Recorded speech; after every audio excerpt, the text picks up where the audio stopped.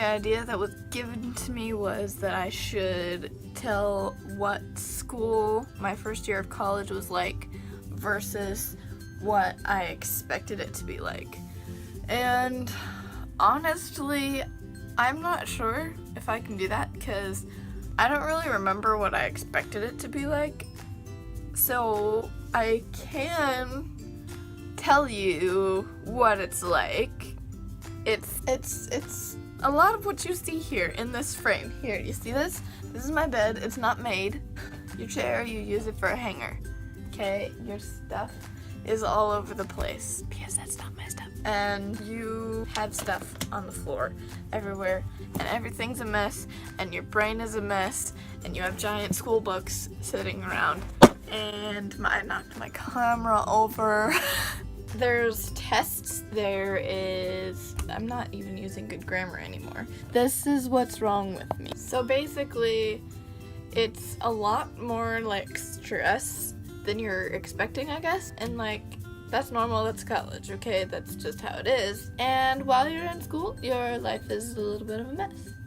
But that's okay, because it is also really good. Probably my favorite thing about going to school, my favorite things. I have a few things. One of my favorites is probably being forced to push myself. I'm not a fan of that while it's happening. But at the same time, when you're out of it, you look back and you're like, holy cow, I got a lot done. Like, how did I do that? And it's just something that forces you to see what you can do. Something else that I really like about it is that, especially where I'm going, I live in a dorm, so I'm constantly around people. Now, I'm an extrovert, so that makes me happy. It develops relationships. One of the biggest things that I learned going to school this past year was you really can't judge a book by its cover. You can look at someone and be like, wow, they look like a nerd, or they seem really creepy, or whatever, but when you actually get to know those people, most of the time, like, yeah, there are creeps out there. When you actually get to know those people, you find out different things about them and aspects of their personality and how they tick and what things they enjoy. And you'll probably find out that you have a lot more in common with them than you think. And figuring out different personalities is really cool. I got some really good friends that I thought were a little bit weird at first. It just showed me that you can't really judge people by how they look, and you actually have to take the time to get to know them. And yes, I learned that, but I'm also still bad about it. Like, I still judge people like that. Not proud to admit that, but I do. I guess I should probably tell you a little bit about the school that I go to. It's a 3-year Bible school called Cornerstone Bible Institute, and it's located in Hot Springs, South Dakota. Its primary purpose is to immerse its students into the Word of God completely and fully, as much as possible. The way that they do that, your freshman year, you have to take a couple of classes like writing, research, and grammar.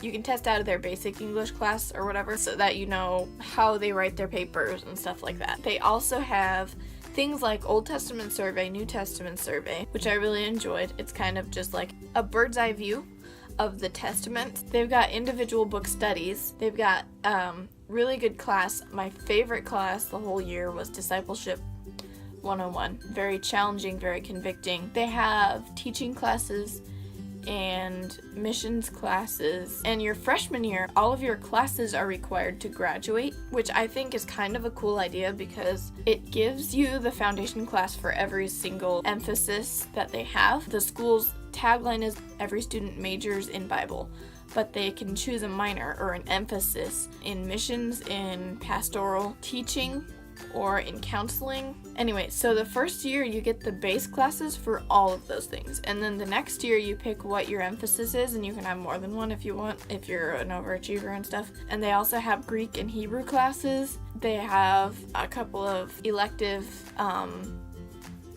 handbells and choir, which I think is really cool. I got to play handbells and sing in the choir, and that was really fun. I loved it. Most of the students there live in the dorm, but there are a few off-campus students. It's a really small school. It's only about 30 students, just because it's it's small. It's not because it's exclusive or anything, but it's just small. Another thing that I really like about the school is that it provides scholarships. For example, you can be on dish crew, which is a $500 a semester scholarship, and that's basically just doing dishes after meals. You could be on a cleaning detail, which involves cleaning the kitchen or cleaning the dining hall, and that's a $1,000 a semester scholarship. They have library scholarships, computer scholarships. Every year the choir goes on tour. And if you're on choir and go on tour, you get a little bit of compensation for that. If you get to be an RA, you get some monies and stuff. So yeah, that's a little bit about the school. I'm really excited to see what God has for me this upcoming year. I'm really excited to see all my friends again. Yeah, that sounds cheesy and everything. I'm not super excited to be tired all the time, but, you know, it'll all be fine. I'll survive on coffee, and I will hopefully come out having matured and grown. This is my video for the Vlogmas challenge that Grit Glyer and a couple of his friends are doing. Basically, it's uploading one video a week. I think that the original intention for it was to show how you can live a purpose-driven life, something along those lines. That's all I've got for you today. I hope that your day is amazing, and always remember that the best is yet to come.